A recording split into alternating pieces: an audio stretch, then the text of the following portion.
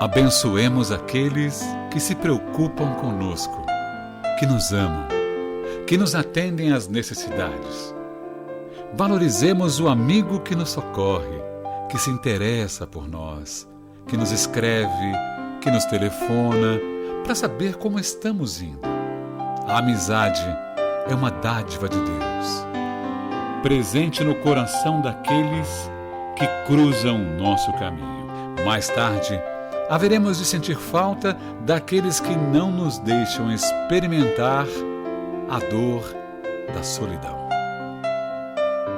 Que possamos consolar uns aos outros em todos os dias da nossa vida. Chico Xavier. Olá, seja bem-vinda, seja bem-vindo a um estudo reflexivo da obra O Consolador, proporcionado pelo Centro Espírita de Caridade, Luiz Monteiro de Barros. Faça parte dessa família espiritual. E hoje na bancada os facilitadores, o Wilson Trindade e o Orígenes Caetano.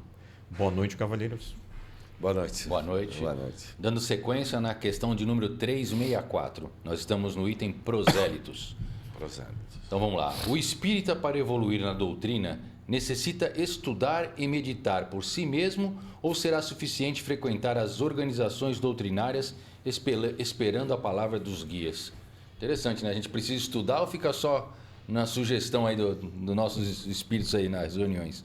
E a resposta é indispensável a cada um o esforço próprio no estudo, meditação, cultivo e aplicação da doutrina em toda a intimidade de sua vida. A frequência às sessões ou o fato de presenciar esse ou aquele fenômeno, aceitando-lhe a veracidade, não traduz a aquisição de conhecimentos.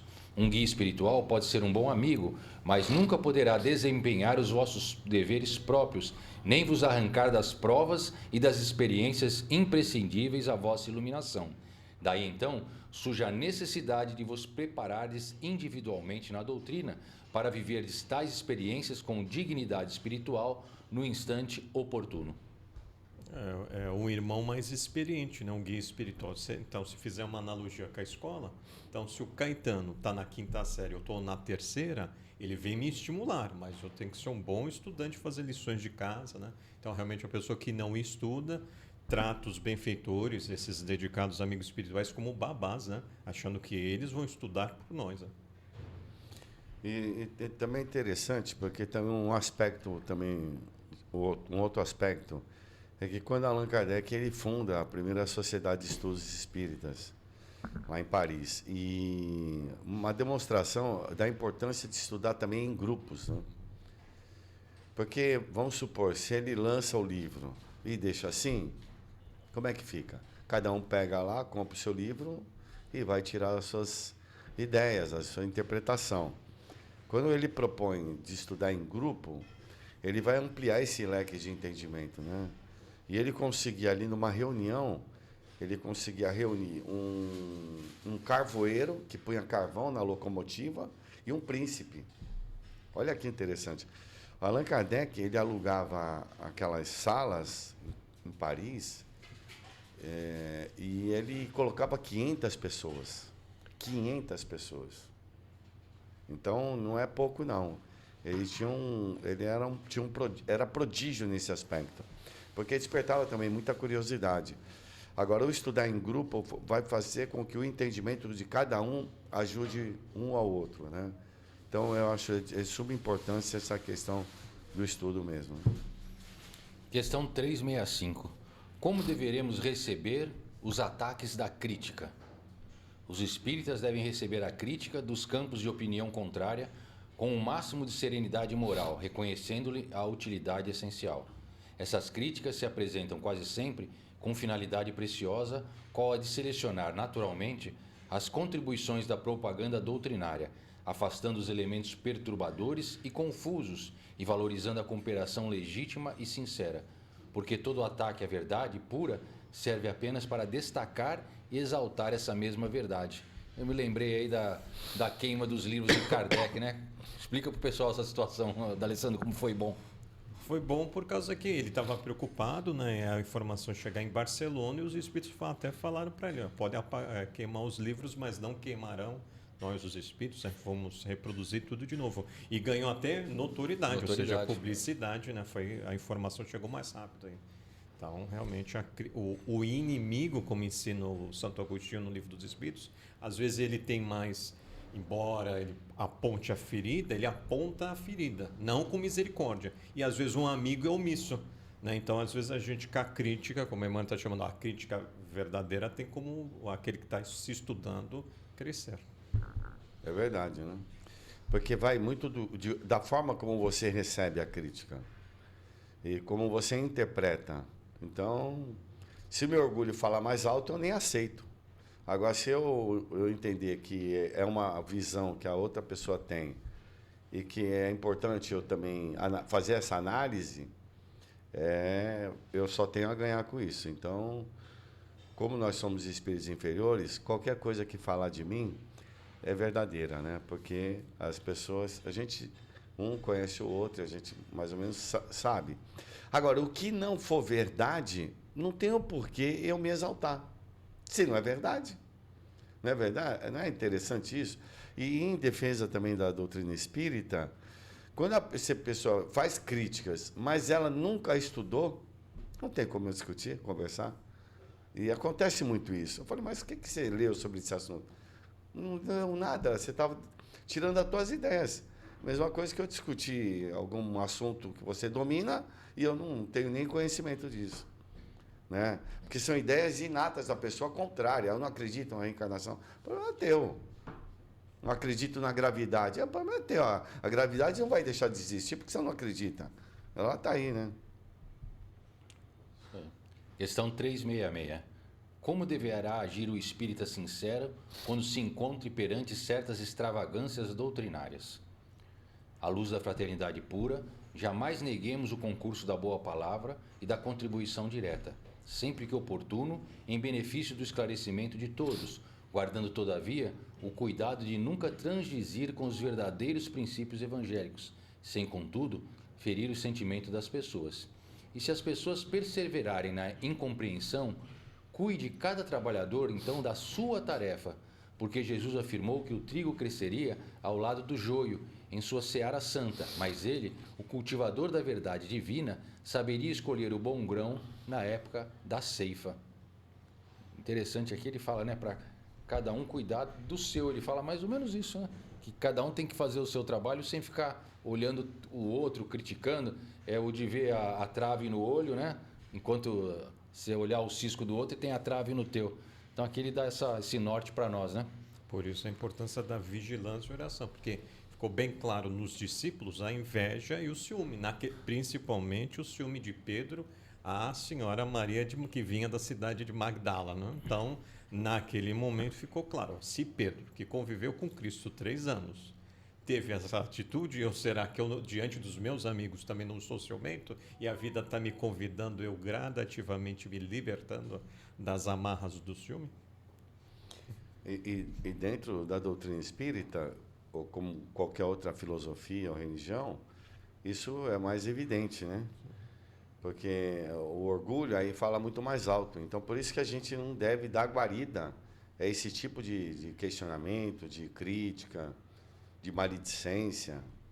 O problema é da pessoa. O problema é o que eu estou fazendo, ou o que eu estou deixando de fazer.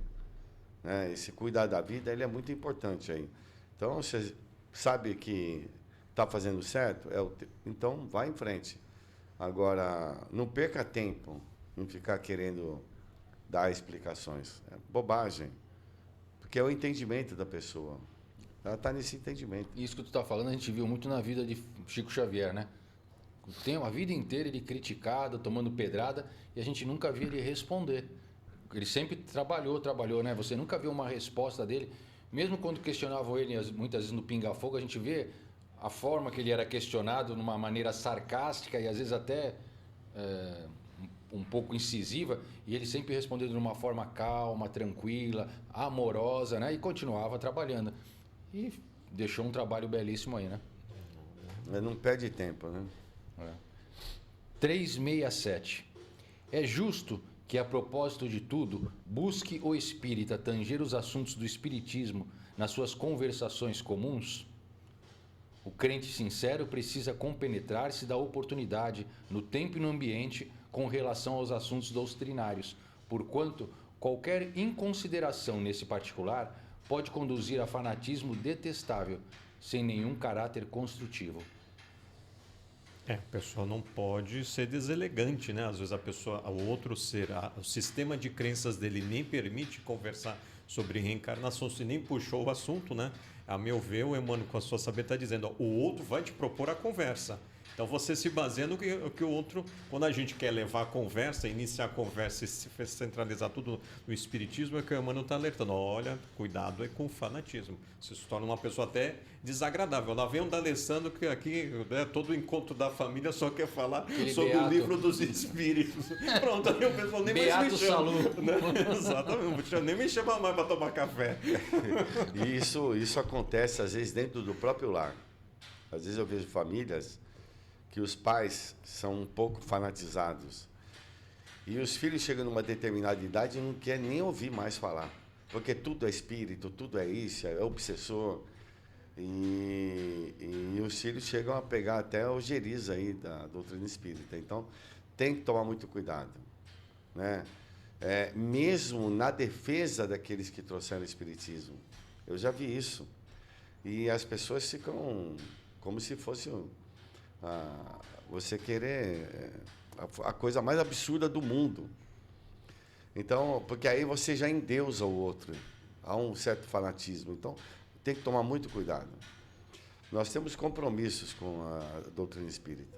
Compromisso.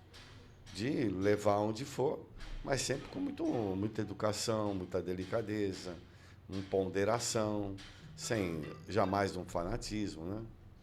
Ontem aconteceu um fato curioso, eu acho que deve talvez acontecer isso com vocês também. Muitas vezes a gente está num local que não tem nada a ver com o centro espírita, mas as pessoas sabendo que a gente é espírita, vem e chama de lado para contar uma situação que está ocorrendo. Isso. E ontem uma pessoa chegou a conversar comigo que ele tem um irmão de 40 anos, um rapaz jovem, que está com esclerose múltipla já em estado bem adiantado, ele já perdeu a maior parte dos movimentos do corpo. E ele é de uma determinada religião, que ele foi conversar com a autoridade máxima dessa religião, e a pessoa respondeu para ele que provavelmente o irmão dele pecou muito na outra vida, por isso que estava pagando, que era para aceitar que ele estava pagando os pecados dele. Uma resposta assim. Então ele estava meio revoltado com Deus. Ele veio conversar comigo falando, pô, mas que Deus é esse que deixa... Meu irmão nunca fez mal na vida dessa parente, sempre trabalhou, respeitou a família, não deitar na cama entravado. Então ele veio questionar, veio perguntar sobre reencarnação, né, sobre realmente se tem várias vidas. Então, às vezes, as pessoas elas já chegam a nós mesmos para fazer determinadas perguntas, e é o que ele fala, é onde a gente tem que aproveitar a oportunidade para uma conversa salutar, sadia e trazer a luz da doutrina espírita. Você acha que também deve acontecer com vocês isso com frequência? Sim, você quer falar? Não. Porque o ser humano ele é engraçado, né? Ele quer sempre, às vezes, colocar como se fosse um dono da verdade, né? E às vezes você deturpa essa verdade.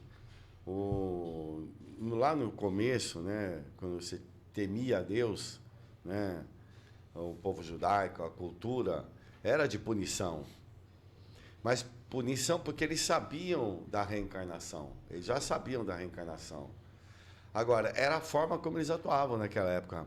Depois, quando vem Jesus, esquece punição e põe educação, reparação, oportunidade, né? O cara cometeu um crime, ele vai ser preso. É uma punição? Não deixa de ser uma punição, mas é uma oportunidade dele refletir, parar, se reeducar. Deveria ser isso lá dentro da cadeia, né? Tá doente, vai para o hospital, é normal. Tem que ficar é chato, é ruim, parece ser uma punição? Parece sim, mas é uma oportunidade de reabilitação. É a forma, né, como a gente aborda. E às vezes tem pessoas muito cruéis, duras, né? 368. Nos agrupamentos espíritas, devemos provocar de algum modo essa ou aquela manifestação do além? Resposta. Nas reuniões doutrinárias, acima de todas as expressões fenomênicas, devem prevalecer a sinceridade e a aplicação individual no estudo das leis morais que regem o intercâmbio entre o planeta e as esferas do invisível. De modo algum, se deverá provocar as manifestações mediúnicas, cuja legitimidade reside nas suas características de espontaneidade, mesmo porque o programa espiritual das sessões está com os mentores que as orientam do plano invisível, exigindo-se de cada estudioso a mais elevada porcentagem de esforço próprio na aquisição do conhecimento, porquanto o plano espiritual distribuirá sempre de acordo com as necessidades e os méritos de cada um. Forçar o fenômeno mediúnico é tisnar uma fonte de água pura com a vasa das paixões egoísticas da terra ou com as suas injustificáveis inquietações. É fantástico. Né? Então, nos estudos de naturalmente os benfeitores vão nos intuir, né? E nos relacionados ao campo mediúnico, ele está até chamando a atenção. É eles que comandam os benfeitores, não somos nós, né? Então, eles é que trazem os espíritos. Por isso que às vezes a pessoa vai para um campo que quando eu estava lendo, eu me lembrei daquele livro Os Mensageiros, quando André Luiz vai narrar um que ele achava que ele tinha que ser um novo pesquisador. Eu não sei se é Joel o nome, quem está nos assistindo, por favor, seja fiel ao benfeitor André Luiz e Francisco Cândido Xavier, Os Mensageiros, onde ele vai dizer a queda dele foi nesse lado. Ele queria forçar os espíritos a trazer, ele queria ser um novo Allan Kardec. E aí muita obsessão. Nós no programa passado, que foi o programa No Invisível, o Wilson deu um trechinho do Leon Denis, ele vai dizer em vários momentos quando a pessoa vai por esse caminho de evocar espíritos. Ele não tem essa autoridade moral como Allan Kardec. Allan Kardec a gente pode esquecer, é um espírito de alta envergadura. É que o pessoal vai lembrar no livro Céu e Inferno, onde Kardec evoca determinados pessoas conhecidas que haviam desencarnado e ele queria saber como cada um estava do outro lado após a sua passagem. Então, a pessoa que falava muito mal dos outros, a pessoa que era caridosa, né? A pessoa que era maledicente, e ele evoca e os espíritos vêm, mas exatamente pela autoridade moral, pelo trabalho que ele fazia, pelo grupo espiritual que o acompanhavam, então ele conseguia fazer isso. Diferentemente da gente, eu vou evocar minha avó que faleceu. A gente vai estar perturbando a avózinha, lá, às vezes a gente não sabe a condição que ela está, né? Ainda vai provocar uma obsessão aí, um distúrbio grande nela e em nós, né? E é interessante porque ele fala assim, você tem um orientador, né?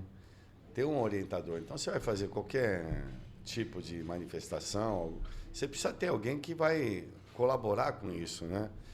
E vai ser só você? Você que é o que faz tudo? Será que você está nessa condição? Então, quando você está dentro de um grupo, onde tem toda uma assistência, fica uma coisa muito mais segura, né? Pergunta 369. É aconselhável a evocação direta de determinados espíritos? Resposta. Não somos dos que aconselham a evocação direta e pessoal em caso algum. Se essa evocação é passível de êxito, sua execuibilidade somente pode ser examinada no plano espiritual.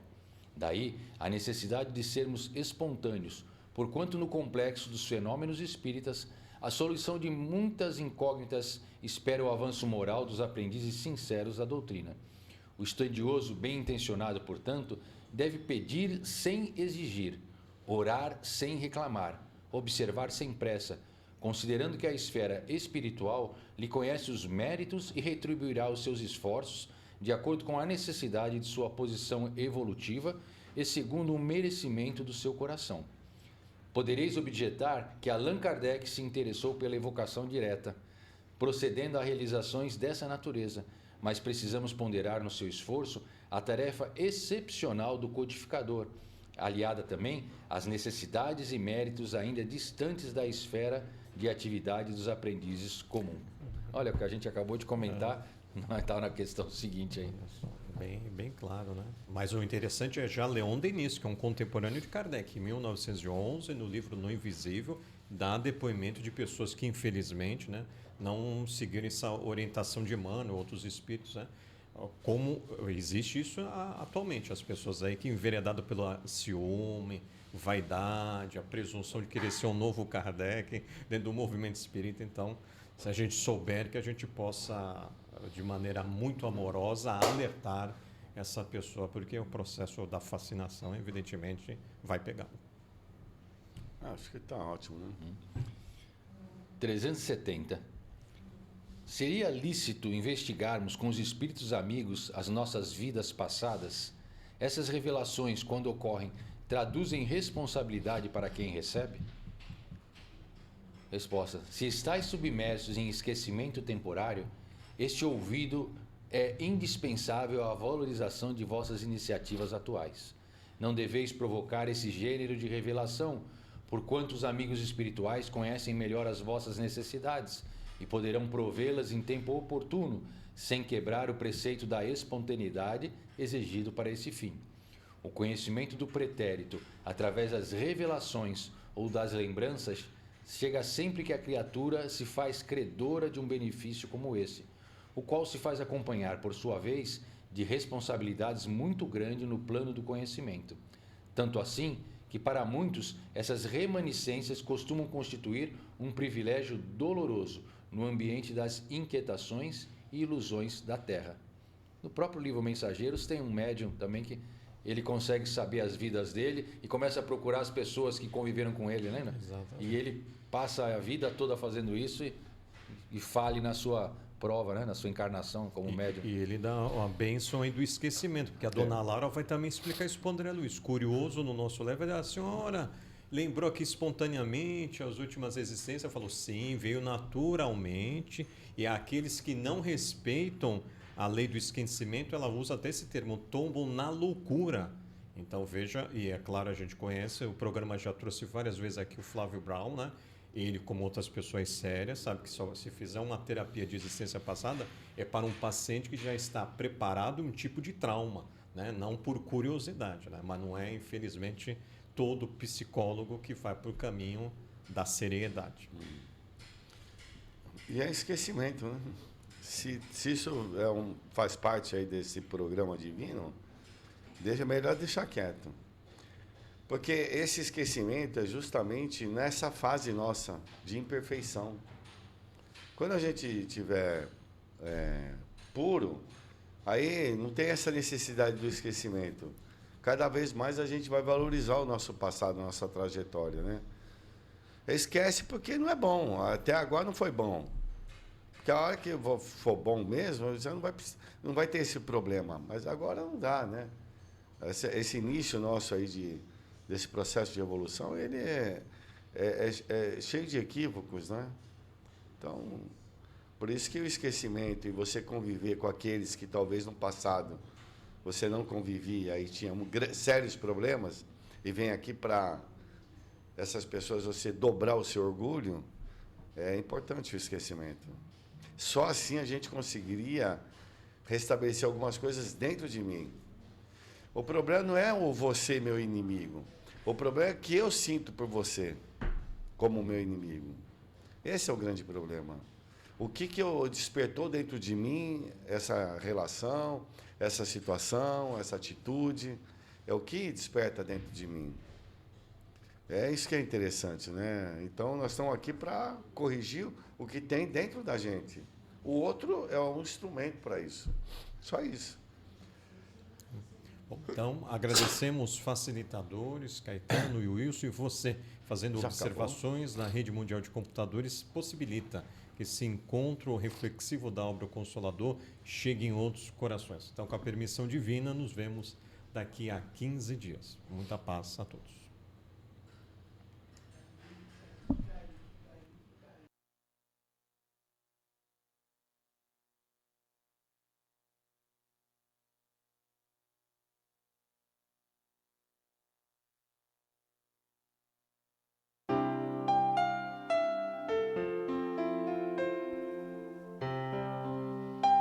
Abençoemos aqueles que se preocupam conosco, que nos amam, que nos atendem às necessidades.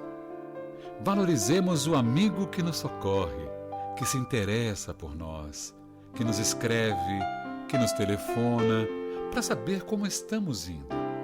A amizade é uma dádiva de Deus, presente no coração daqueles que cruzam o nosso caminho.